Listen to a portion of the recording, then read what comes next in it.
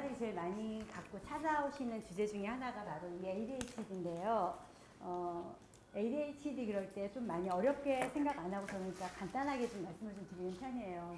주의력 결핍 과잉 행동 장애라 그래가지고 말 그대로 일단 주의력이 결핍이 되면은 충동성이 억제 안 되잖아요. 그러다 보니까는 지속적, 이제 여기서 중요한 건 바로 지속적이라는 말인데요. 지속적으로 산만하거나 과다 행동, 그 다음에 충동성 과잉 행동을 보이는 이런 게 바로 문제가 되는 거예요. 그래서 이런 게 많이 보이면은 우리가 이제 학습을 할 때 문제가 되겠죠. 그래서 핵심 증상이라는 거는 우리가 주의력이 부족하고 그러니까 충동성이 조절이 안 되면서 과잉 행동을 보인다 해서 내가 반응을 지금 보이고, 그러니까 억제해야 될 때 좀 억제를 해야 되는데 그런 게 좀 억제하는데 어려움이 있거나 집중을 해야 되는데 집중이 잘 안 돼서 분산이 되다 보니까 효율성이 좀 떨어지는 거. 바로 이런 게 바로 핵심 증상이라고 할 수가 있는데요. 이런 거는 일단 내가 지금 전두엽이 활성화가 돼야 되는데 얘가 지금 너무 많이 항진이 되어 있는 거예요. 힘이 없어요. 그러다 보니까 기능이 저하가 되어서 제 역할을 못 해주는 거죠. 그러니까 다른 사람에 대한 공감 같은 거는 왜 못하느냐. 바로 이제 우리가 감정의 뇌인 편도체에 있는 데서 우리가 기능을 제대로 못 해주는 거예요. 타인의 공감을 가지고 그러니까 다른 사람의 반응을 보면서 피드백을 받아야 되잖아요. 근데 그게 잘 안 되는 거예요. 그 공감 능력도 이제 우리가 부족하게 되는 거예요. 그래서 이런 문제가 해결이 돼야 되는 이유는 뭐냐면은 우리가 공부를 하는 거는 사실은 우린 사회적인 동물이잖아요. 그래서 혼자 살 수는 없고 다른 사람들하고 같이 살기 위해서는 소통이라는 걸 해야 되는데 소통이라는 거는 내 의견을 가지고 다른 사람한테 이야기도 하는 걸 해야 되는데 다른 사람이 어떤 이야기를 하는지 그걸 잘 듣기도 해야 돼요. 근데 그 사람의 의견이 다 옳은 건 아니거든요. 그래서 그 사람의 의견이 나와 똑같지 않고 부합하지 않을 때는 그 의견에 대해서 내 의견을 또 이야기해서 내 의견을 가지고 그 사람이 또 알아들을 수 있는 그 사람의 능력에 맞게끔 또 이야기를 제대로 해줄 수도 있어야 되잖아요. 그게 바로 소통인데 이런 소통을 하기 위해서는 우리가 아는 게 좀 있어야 되잖아요. 그죠? 그러려면 또 사람도 만나야 되고요. 그러려면 어느 정도의 지적인 그런 능력도 가지고 있어야 되고 그래서 우리가 학습이 필요한 건데 이것만 가지고는 안 되고 우리가 내 몸도 내 마음대로 움직일 수 있어야 돼요. 근데 몸이라는 거는 이런 육체뿐이 아니라 마음도 내 몸의 일부잖아요. 그래서 내 몸과 마음의 주인이 오로지 나여야 되는데 이게 바로 행복한 삶을 사는 조건이기도 한 거예요. 그래서 우리가 이렇게 행복한 삶을 살기 위해서는 내 몸과 마음의 주인이 나여야 되고 그러면서 내가 자아 실현을 할 때 행복한 삶을 살 수가 있는데 ADHD에 걸리게 될 경우에는 우리가 이런 삶을 살 수가 없다는 거예요. 그러면 우리가 삶을 살 때 굉장히 힘들고 불행하겠죠. 그래서 바로 이런 것 때문에 우리가 ADHD를 해결을 해줘야 되는 거예요. 그러면 ADHD를 위한 그 개선을 위해서는 어떤 솔루션이 필요하냐? 자, 저는 이제 뭐 여러 가지 이제 그 앞서서 이제 말씀들을 해주셨으니까 그런 거는 좀 넘어가고요. 제가 제일 먼저 엄마들한테 말씀드리는 것 중에 하나가 정서적인 관계 회복이에요. 그것 중에 하나는 가장 가까운 사람들이거든요. 그 누굴까요? 바로 가족들, 엄마, 아빠, 형제들, 친구들 뭐 이런 사람들이겠죠. 그 사람들과의 애착 관계에 대해서 제일 먼저 말을 해요. 그러기 위해서는 표정이라든지 말이나 이런 행동 같은 거 그런 거에 대해서 조금 우리 아이가 좀 편안한 환경을 만들어주자. 그래서 아이들이 마음을 좀 편안하게 열어놓을 수 있도록 그 환경을 받아들일 수 있도록 만들어주자라는 이야기를 좀 많이 해드리거든요.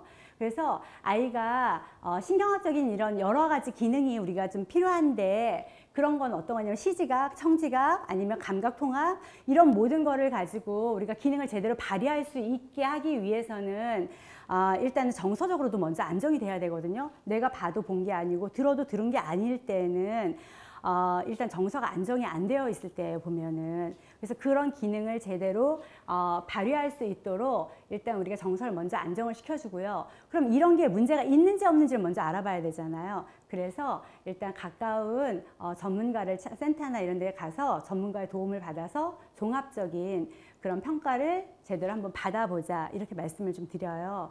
그래서 일단 시지각이나 청지각, 그 다음에 감각 통합운동 같은 거 이런 거에 대해서 발달에 대한 종합적인 검사를 한번 받아보시고 전문가의 도움을 받아서 솔루션을 한번 제공받아 봐라 이렇게 말씀을 드리고, 그리고 나서 이제 엄마들한테 아이에 대해서 어떻게 교육을 해야 되는지 부모 교육 솔루션이라든지 이런 걸 이제 제공을 하면서 이제 훈련을 하자고 얘기를 하는데, 제가 이제 오늘 가지고 나온 사례는 얼마 안 됐어요.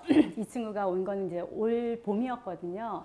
저 여기 옆에 보면은 여기 조그만 석고상 같이 보이는 사진이 있죠. 이걸 갖고 온 거는 뜬금없이 웬 사진인가 그럴 거예요. 근데 그 아이를 봤을 때 이미지가 사실은 이게 제가 마땅한 이미지를 찾지 못해서 저걸 갖고 온 거예요. 아이를 봤는데 시멘트 인형? 그런 이미지였어요. 표정이 없더라고요, 아이가. 그리고 그 원시인 여자아이 같은 느낌? 2학년짜리 여자아이였는데 그런 느낌이었어요. 다듬어지지 않은 야생적인 그런 아이 이미지였는데, 이 아이는 초등학교 2학년이었는데요. 그 1남 2녀 중에 둘째예요. 엄마가 이제 데리고 오셨을 때 이 아이가 엄청 산만하고, 저 그런 아이 사실 제가 지금 한 9년째 하고 있는데 처음 봤어요. 이런 아이를. 그럴 정도로 좀 많이 인상에 남는 아이였는데요. 이 아이가 그 얼마 전에 3월 14일 날 ADHD가 경계선 지능 판정을 받아가지고 온 아이예요. 그래서 특수교육 대상자로 지금 학교에서 판정을 받아가지고선 특수보호 대상자로 있고요. 그 다음에 ADHD 약을 복용하고 있는 상태였었고요. 수업 시간에 전혀 수업을 못 따라가고 있는데 제일 큰 문제는 뭐였냐면, 이 친구가 이제 엄마가 아이들하고 잘 지내라고 예쁜 물건 같은 걸 이렇게 사서 보내잖아요. 그럼 그거 꼭 뺏겨갖고 와요. 근데 말 한마디를 안 해요, 집에 와서는. 집에 와서는 화를 많이 내는 거죠. 누구한테 뺏겼어? 그래도 말을 못 하는 거예요. 그런데 옷이나 이런 데도 막 이렇게 뭐 같은 묻혀갖고 오고 애들이 막 거기를 해코지를 하는 거예요. 그래도 얘는 와서 말을 안 해요. 그렇게 하면서 학교를 다니고 있는 친구였었어요. 그리고 와가지고는 어쨌든 학교 생활을 제대로 못하고 있는 아이였었고, 선생님조차도 얘를 너무 많이 무시하고 있는 상태라서 엄마가 이 아이를 학교를 그만 다니게 할까? 내년에 보낼까? 뭐 이런 정도로까지 생각을 하고 계셨어요. 그래가지고 많이 이제 심각하게 생각을 하고 계셨고, 수업은 뭐 전혀 따라가지 못하고 있었으니까. 그리고 이제 와서 상황은 어땠냐면, 지시사항은 전혀 따라하지 않았고 괴성을 질러요. 2학년인데 여자아이가 괴성을 지르고 다녔고, 선생님이 전혀 통제를 못 하셨어요. 그렇게 했고, 그 다음에 그래서 이제 검사도 이렇게 제대로 이루어지지 않았고, 여기서 또래 아이보다 말은 최고해라 목소리가 허스키했다 그랬잖아요. 근데 이게 목소리가 엄청 커요. 목소리가 큰 데다가 허스키한데, 그 허스키한 정도가 웬만한 일반 성인들 여자들이 하는 목소리보다 훨씬 더 허스키해요. 이상하게. 그렇게 허스키했었어요, 이 친구가. 그래서 엄마가 다른 데 가서 친구들이 사람들이 있는 데서 말을 하지 말라 그랬대요. 창피하니까. 그리고 사람들이 쟤는 목소리가 왜 저래? 막 이런 소리가 듣는 게 너무 엄마가 스트레스였던 거예요. 그래서 말을 하지 말라 그랬었고요. 이 아이는 자폐도 아닌데 눈 맞춤을 안 했어요. 그렇게 심각한 상태로 왔었고, 주의를 줘도 전혀 뭐, 그리고 굉장히 반응이 거칠어요. 주의를 주면 좀 쭈삣하는 거나 아니면 약간이라도 멈칫하는 거라도 있으면 좋은데, 눈 맞춤이 없는 정도가 아니라 멈칫도 안 해요.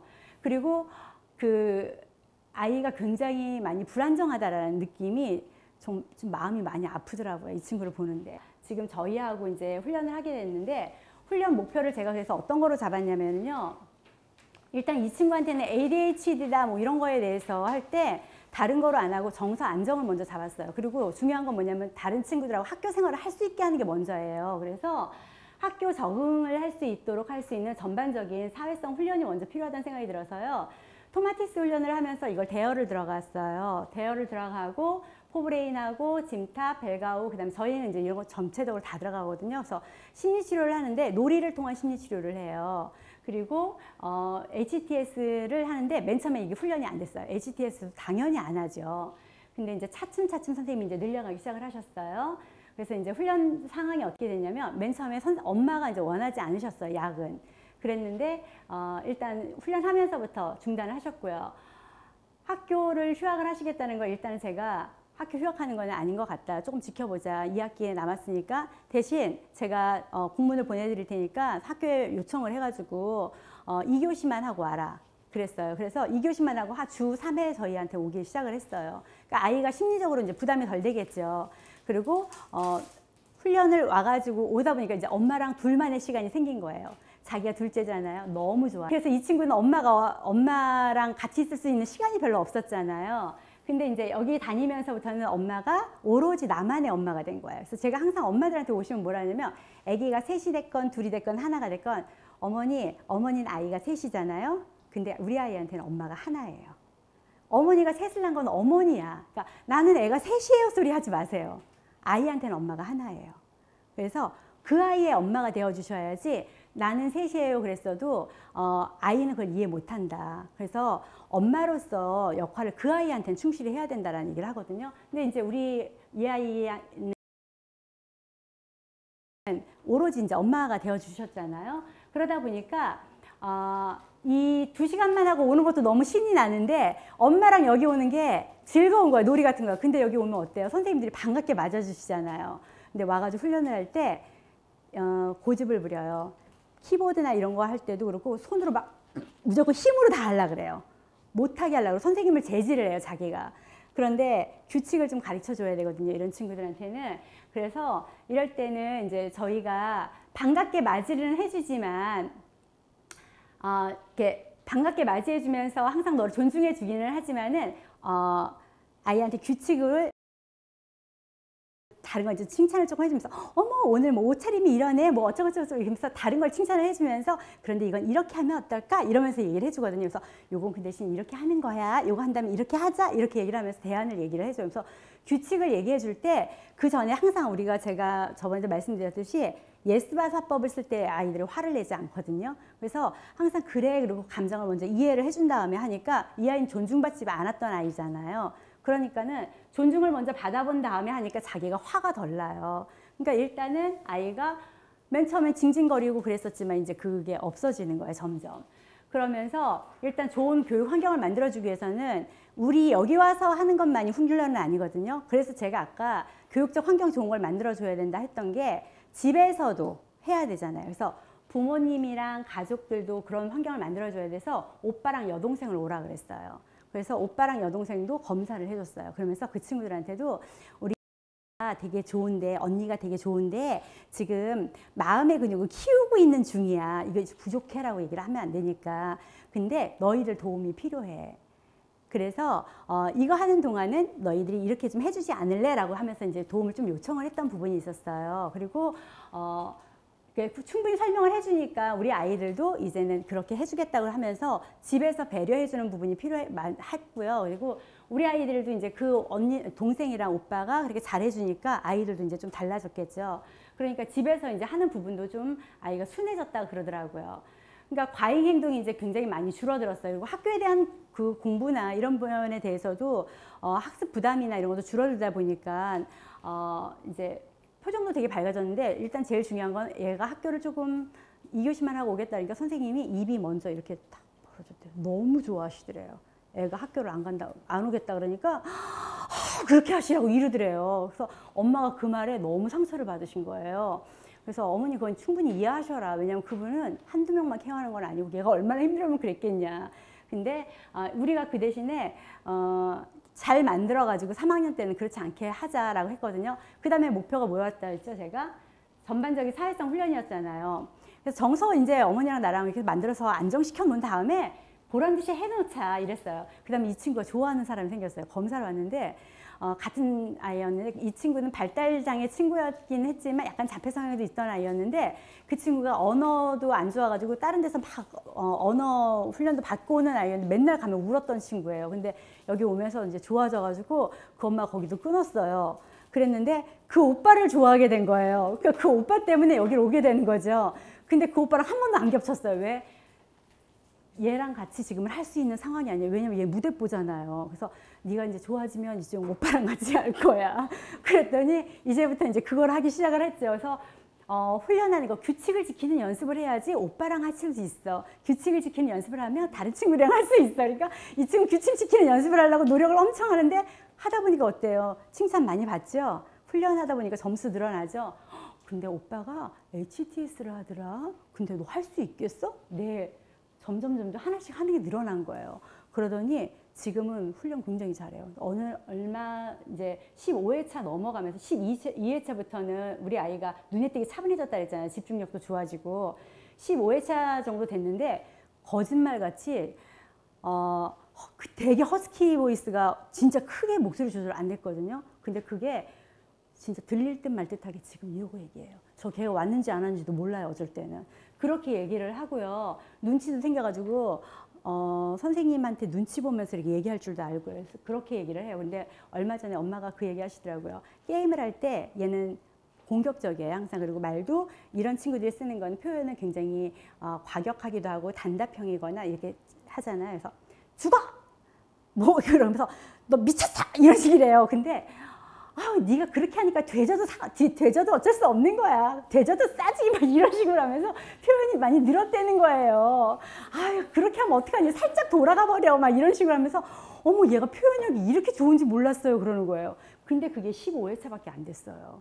그러니까는 이 아이가 너무 많이 변해서 이 엄마가 지금 자기가 너무 좋대요. 근데 얼마 전에 발달 친구 엄마가 왔는데 놀란 거예요. 자기가 아이가 한 지 얼마 안 됐는데 갑자기 퇴행이 온 것 같다고. 그래서 제가 어머니 근데 그럴 수 있어요. 지금은 그럴 때 얼마 안 있으면 이제 다시 돌아올 거예요. 그런데 안 믿는 거예요. 그래서 나가서 물어보라고 저 엄마한테 그랬더니 그 엄마가 이 엄마가 그러신 거야. 자기네는 작두 타는 줄 알았다고 이렇게 하는 줄 알았다고 그랬는데 돌아왔다. 그러면서 정말로 그렇게 되는 거다. 이렇게 얘기하시면서 안정을 좀 시켜주시더라고요. 그래서 이게 정말로 이렇게 자기도 안 믿었었지만 토마티스 훈련하면서 자기 안에 있는 속에 있는 게 고라지더라. 나쁜 거는 그러니까 좀 너무 높았던 거, 과잉 반응했던 건 내려가고 안 좋았던 거는 올라오면서 기능이 좋아지더라. 그런 과정 중에 하나라고 그러셨는데 안 믿었었는데 소장님이 믿어보라고 조금 있으면 괜찮아질 거예요 하면서 해줬는데 정말 괜찮아지더라. 그러면서 우리 아이 얘가 이랬어요. 그러니까 얘가 그랬던 애예요? 이렇게 하면서 그 아이를 실물로 봤으니까.